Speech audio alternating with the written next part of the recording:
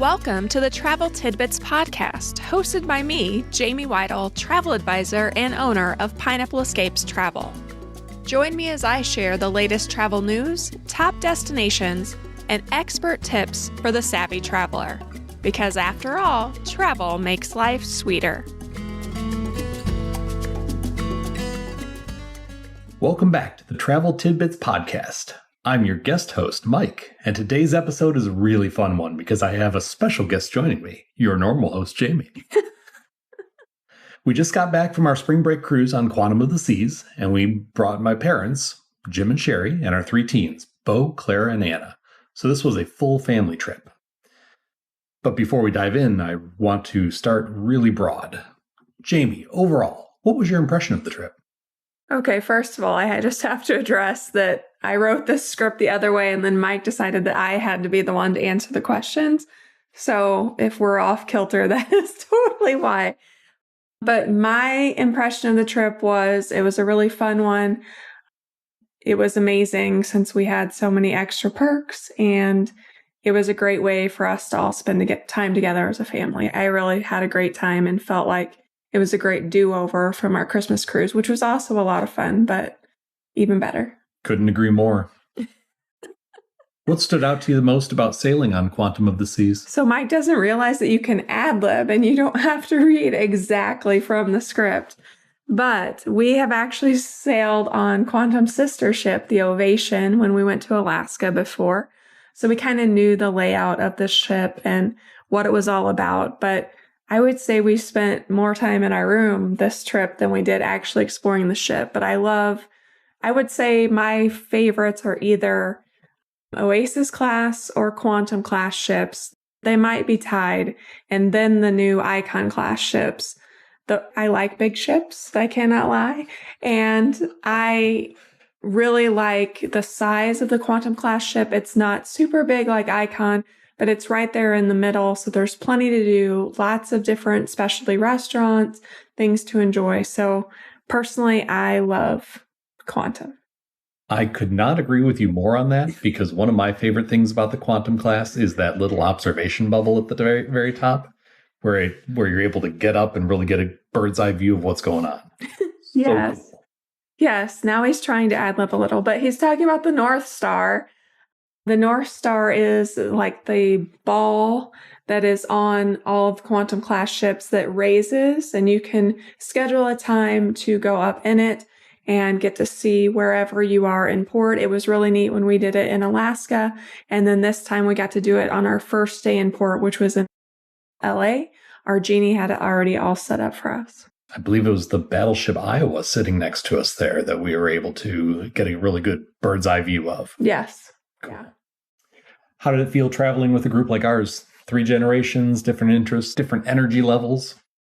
Yeah, that was definitely something that a lot of people think about. And one of the things that I kind of specialize in is multi-generational travel. And I think that's one thing that Royal Caribbean does really well is they make sure that there's something for every age, no matter what you want to do, what you want to see, what you want to eat. There is something especially for what everyone. You want to eat. We ate a lot on this cruise, that is for sure.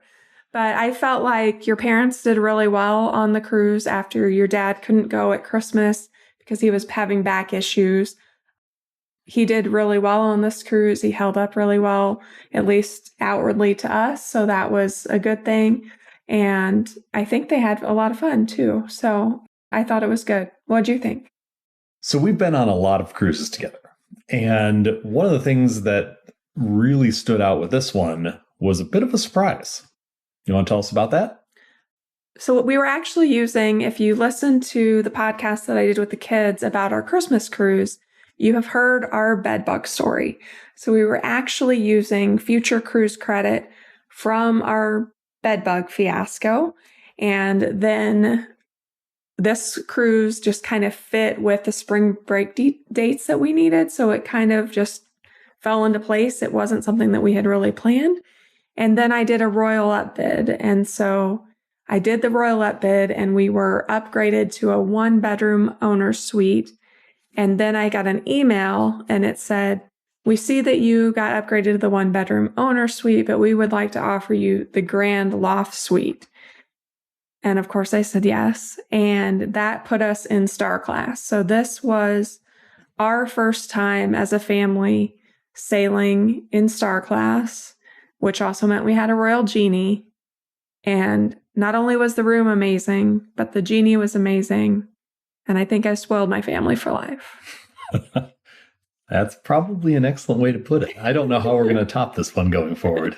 I don't either. So with the Grand Loft Suite, when we first walked into that room, what'd you think? So I personally have seen these rooms before when I'm on the inaugural sailings for like Icon.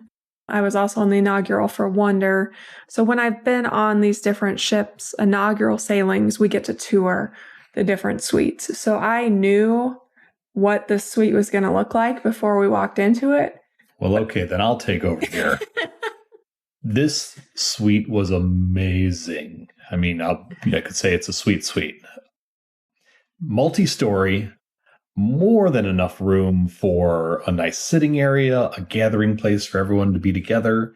It was top notch. We had a great balcony off the back of the ship, great views, whether we're in port or on sea. It was the full package. Yeah, no, I completely agree. And I think that that's something that gets overwhelming when you're looking at booking a cruise yourself. And that's what I'm here to help with, is to help you sort through the different types of rooms and what room would be best for you. Do you need 2 rooms? Do you need multiple rooms? And so we did have multiple rooms. So it ended up being Mike, myself, and Bo sleeping in the Grand Loft Suite. And then Anna and Clara slept in an ocean view balcony. And then Mike's parents had their own junior suite. So we actually had 3 rooms, but we used the Grand Loft Suite as like our gathering place. That's where we played cards. That's where we had breakfast. That's where we had things delivered to. We used the big balcony, and it had 2 full bathrooms. So it was great. We've stayed everything from interior to now the Grand Loft. I mean, the only thing we've got above it is a Royal Suite, which we did do for one night on Brilliance, accidentally. Thank you, Bedbug. Thank you, Bedbug.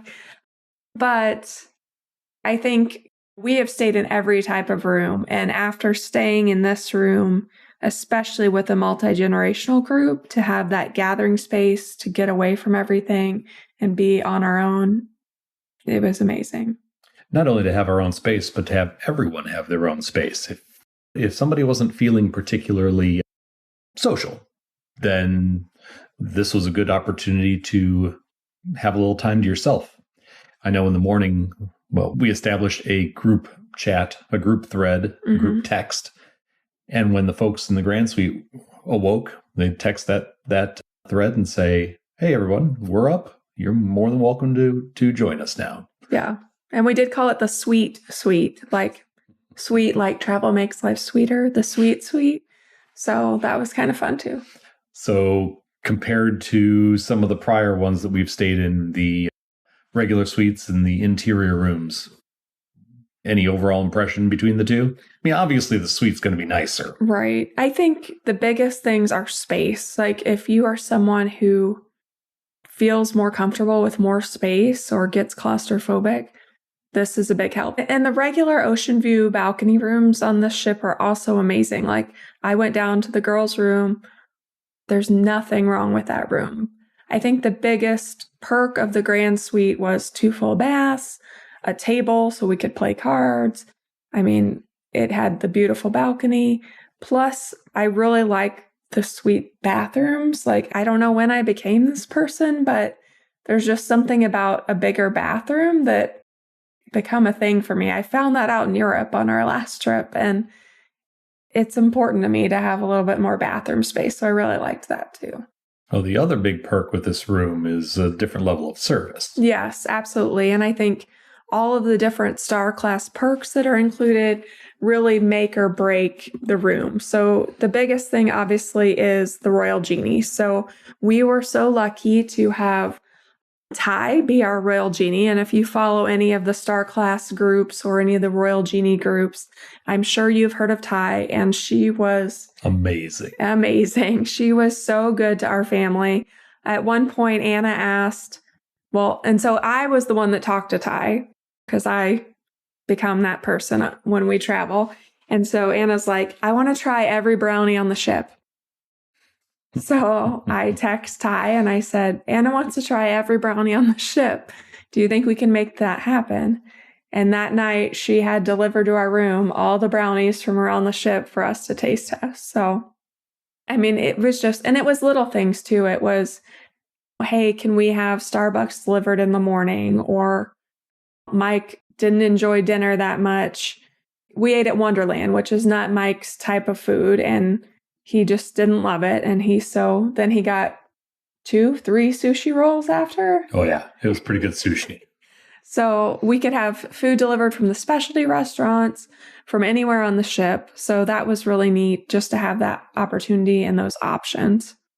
So for someone listening who really hasn't heard of Star Class before, what would you say makes it different? So on Royal Caribbean ships, there are different stages of suites. So there's a regular junior suite, then there are C class, and then there are Sky class, and then there are Star class. These classes are only on the larger ships. So we're talking about Quantum class and above. So Quantum class, Oasis class, and Icon class all have these different classes. And Star class is the highest class. So it's the one that gets the Royal Genie. We also had unlimited laundry.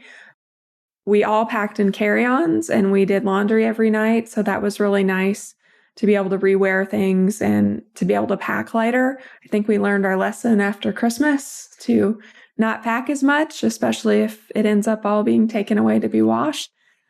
So that was a big perk, was being able to have the laundry. Obviously, it also comes with Wi-Fi. It comes with all specialty dining included. It comes with the drink package included.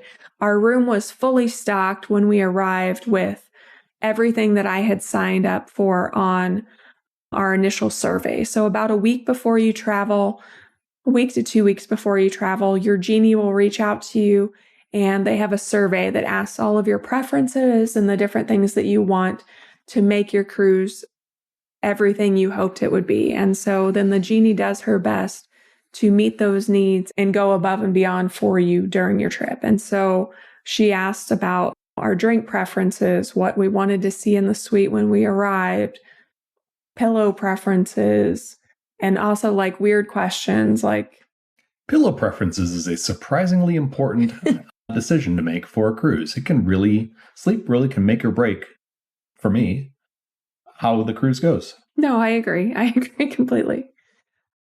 But there's just so many little details that we had never experienced before, having never sailed Star Class. She almost like anticipates your needs. So like when we first walked in, there were 20 bottles of like the big Evian bottles of water, and there was Moet champagne. Moet. Sorry, my French kicks in and I'm like, what? There was all kinds of soda. I had specifically requested San Pellegrino in the room. That was there. All kinds of soda, Fantas. She brought in a igloo cooler with beers and limes. She asked about our brand preferences for the different beers that were brought in. Like, we could not go wrong. And when we first arrived as well, there were already snacks out. We had a snack delivery every day at 3 p.m. and it kind of changed a little bit every day. One day would be like chocolate covered strawberries and cookies and cheese plates. And the next day was like chips and macaroons and different things. So, I mean, it was just extraordinary. Like, you felt very, very well taken care of. And I know for people like us who work really hard in our careers and in our jobs, it's really nice to feel taken care of sometimes and not to have to worry about the dishes and the laundry and all the things. For me, you mentioned feeling taken care of. She asked us each day if we wanted to go see the show that was on for that evening. And most of the nights, the answer was no. We tend to pumpkin toward the end of the day, and that's not always our thing. One of the last nights, there was a comedian, and we decided, yes, we would like to go do that. So she said, no problem. I will make sure that I get some seats reserved for you. Which you would think, yeah, that's fairly standard. But we showed up at the seats that evening, and not only did we have the great seats that were marked off, but we each had a container of popcorn and a bottle of water there waiting for us. So that wasn't anything we had asked for, wasn't anything we expected, but the need was anticipated, and there it was. Yeah, and it's those little things that when you're a normal cruiser, you go get your own popcorn, and it's not a big deal, but it's just nice to feel taken care of. It really is. Absolutely. Now, you mentioned a bit earlier that we had 3 different classes of rooms. Mm-hmm. Obviously, we are in the loft suite. Now, my parents were in a junior suite. What would you say would be the differences between those 2 classes? So the junior suite is the lower level. So it's a C-class suite. So it's the very bottom of the suite class, but it does offer more room, a bigger balcony, a little seating area and couch. It has a bigger bathroom with a full-size bath inside of it. Theirs did have a shower curtain with the bathtub, but still a lot more space than you're getting in that ocean view balcony. The other big benefit of those C-class rooms is they also can eat at Coastal Kitchen, which is reserved for the suite class. The junior suites can eat at Coastal Kitchen at night. So that is included if you make reservations in the evening. So that is a really nice perk for those in a junior suite. For those of us in the Grand Loft Suite, we could eat in the suite class, in the Coastal Kitchen suite class dining anytime we wanted to. But if you're in a C-class suite, it's only during dinner. And then as far as the ocean view room that the girls were staying in, how would you say that that compares against the one that my parents were in? So this one doesn't have like the same seating area. It does have a small couch, but they still had a really great balcony because I did a great job choosing the room, but not to pat myself on the back or anything. So they had a great balcony. It was really good. It was just as big as your parents' balcony, actually. But they didn't have the extra chairs, the extra seating, and then they just had the stand-up shower in their room. So their bathroom was a little bit smaller. I was actually surprised by how deep some of the balconies were, where there was a little bit of overhang over top, so you could get out of the sun if you chose to, or be in the sun. Yeah, I thought that was really nice on the balconies that we had, that it kind of had that option. Do you feel like each option still works depending on what someone is looking for with their vacation? Yeah, and that's what I'm here for. Like, I can help anyone who reaches out. And all of our Pineapple Escapes agents are very good with Royal Caribbean. We have a great relationship with Royal Caribbean, and we have Maria who has our back, and we can help you with any Royal Caribbean or celebrity ship that you're looking for. We really have the knowledge there to help you make the right room selection for you based on your budget, based on your wants and needs. And we get that's different for everybody. So we will work with you to make sure that we're finding exactly what you need. Well, and not only having traveled and such, you've kind of established those personal relationships with some of the folks working for Royal. So you're able to solve problems that perhaps might be a little more challenging without having those relationships. Right, absolutely. And I think that's another thing that a good travel agent brings to the table is I have direct contacts with Royal Caribbean. I have Maria, I have Alex, who is in-house in Miami. If you're having a problem, I will do whatever I can to make sure that it is handled. I was just telling the story the other night. I had a client over the summer who has a dairy allergy, and she was served dairy on her first night and then got sick, reached out to me, and I reached out to Maria. We were able to get in touch with the head of dining. She had a meeting with the head of dining. From that point forward, only the head of dining was able to serve her food so that we made sure that she did not have another reaction during the trip. So I think those things do make a difference. And I know everybody's like, oh, well, I can just book it online. Sure, you can, but there's also 25 different room categories. And what are you going to do if something goes wrong? Or who are you going to reach out to? Royal Caribbean? Okay, they're this massive company. Unless you have a personal relationship with someone there, how are you going to get help? And that's really where a travel agent comes into play and can really be a godsend. You want to be able to say, I got a guy. Yep. I got a guy for sure. Well, let's talk a little bit about the ship itself. What were some of the favorite things that you found with Quantum of the Seas? So it's so close to Ovation since they're sisters, but I really like the placement of the music hall. I like how the specialty dining is kind of weaved into like the main atrium area a little bit differently than it is on Oasis or Icon class ships. I mean, there's nothing I don't like. I mean, it's still a larger ship. There's still plenty to do. There's the Flow Rider. There's the iFly. There's the North Star. There's laser tag. There's all these things to do. Rock climbing. They have the kids club.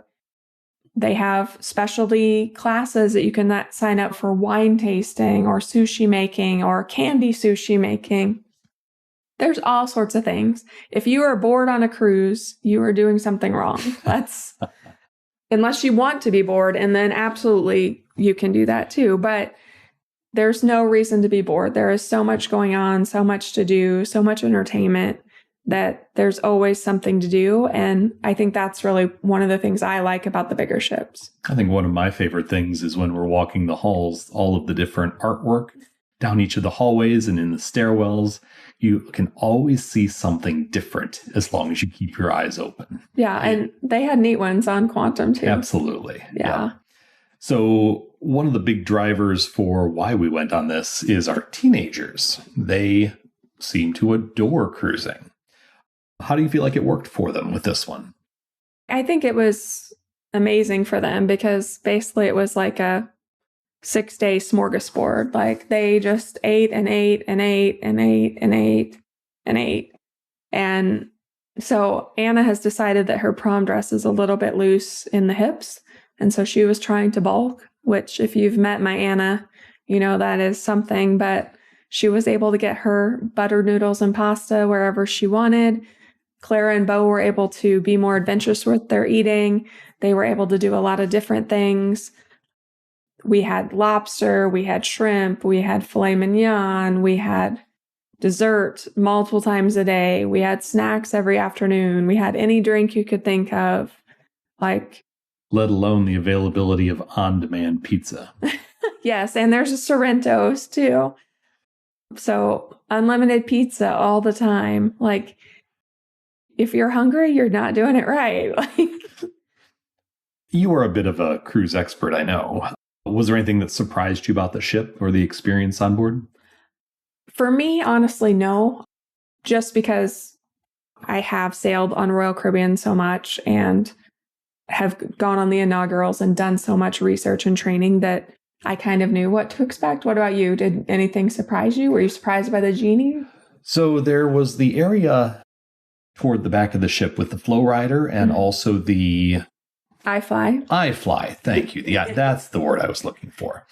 I thought it was really cool that there was availability for private lessons with the iFly. Mm-hmm. Thought that was kind of neat. It was offered to us, I believe it was $200 for half an hour. Mm-hmm. Now, nobody took us up, or we did not take them up on that offer, but the fact that it was there, you see these folks in this iFly, which is kind of like a skydiving simulator. Yeah.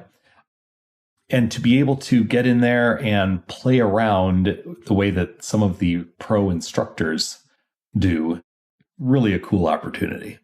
Yeah, it really was. And I did offer to Anna and Clara, they did just the quick 1-minute option, which is included.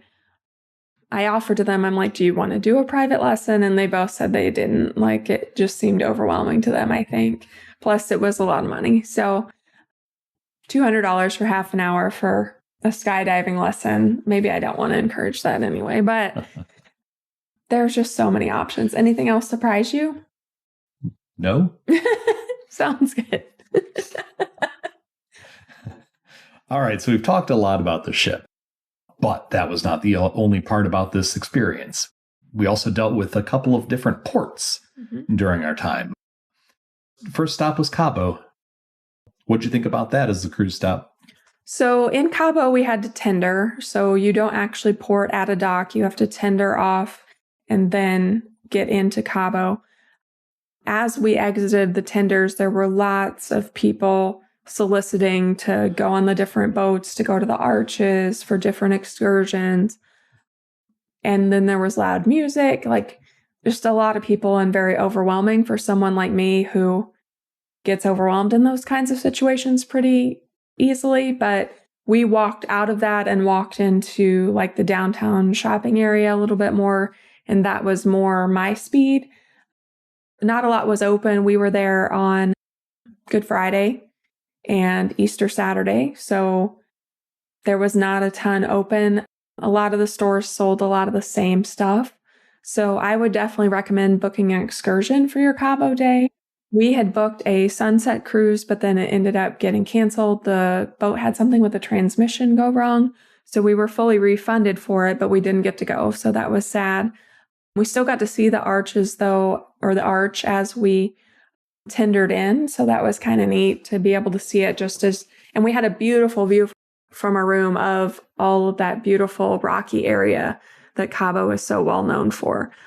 So I would probably either do an excursion out to the arch, or I would probably go further into like the actual town where there's more boutique-y shops and that sort of thing would probably be my choice. What do you think? The stores were closed, but the sea lions were open.